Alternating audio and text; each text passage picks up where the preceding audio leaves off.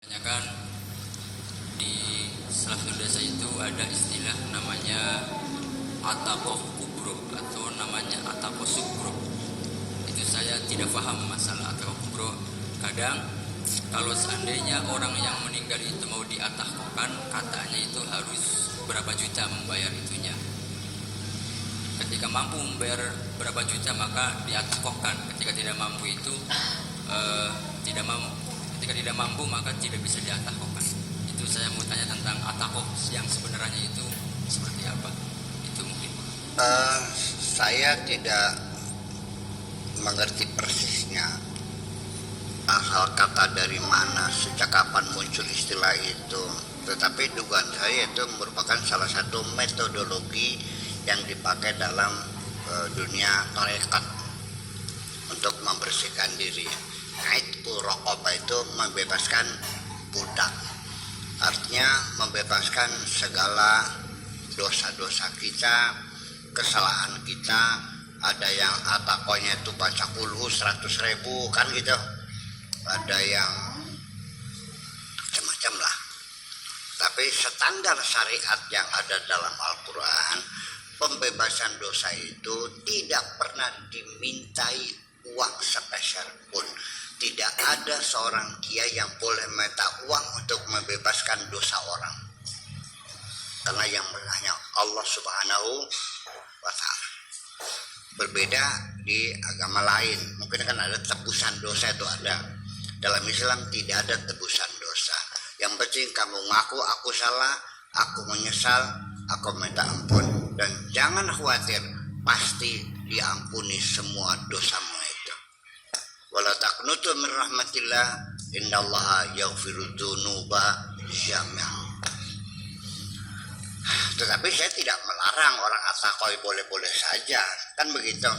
Minimal bagi saya, orang itu betul-betul punya bukti bahwa dia pengen membebaskan dosanya. Saya tidak mau masuk terlibat dalam perdebatan-perdebatan. Ada orang mengatakan la qada'a fi salat. Kalau sudah ya udah nggak ada qada, oke silakan. Kalau Anda yakin nggak ada qada ya sudah selesai. Kalau kamu yakin qada ya silakan laksanakan qada. Lalu bagaimana? Itu kan nggak diterima. Dari mana? Kalaupun iya qada itu tidak diterima, minimal qada itu sebagai alat bukti bahwa kamu menyesal meninggalkan sholat itu. Ya dong. Nah begini, sodako kirim makanan, bagaimana nyamper mati? Ya minimal bermanfaat, ngasih makan orang hidup gitu aja susah banget sih. Jadi kebaikan is kebaikan, tetap kita apresiasi. Soal diterima tidak itu Allah yang tahu, kok saya nggak tahu. Saya tidak bisa memastikan apakah doamu dikabul atau tidak, Allah yang tahu. Kalau saya tidak bisa mengukur kesucian hatimu, yang bisa tahu hanya Allah kok. Betul nggak? Iya. Jangan kamu kira bahwa saya ini lebih hebat dari kamu. Nggak ada. Aku dan kamu tidak lebih 11-12 kok. Apa 11-12? Farhat ya? Farhat ya? Kata Farhat gitu ya? Iya, 11-12 itu kakak Adil lah.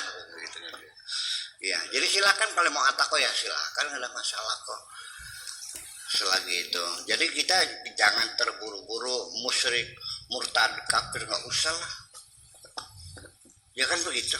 Tapi itu urusan hati, kita tidak bisa menilai. Nahnu nahkumu bidzawahir, wallahu yatawalla bis-sarair. Kita hanya bisa menentukan yang zahir, yang batin itu urusannya Allah. Itu aja. Mau atakoh silakan. Ya bisa atakoin aja. Lagi bangun nih atakoin aja. Saya setuju saja. Ini 10 juta. Nanti saya doakan kamu supaya dosamu diampuni Allah kan gitu. Oke, yang lainnya.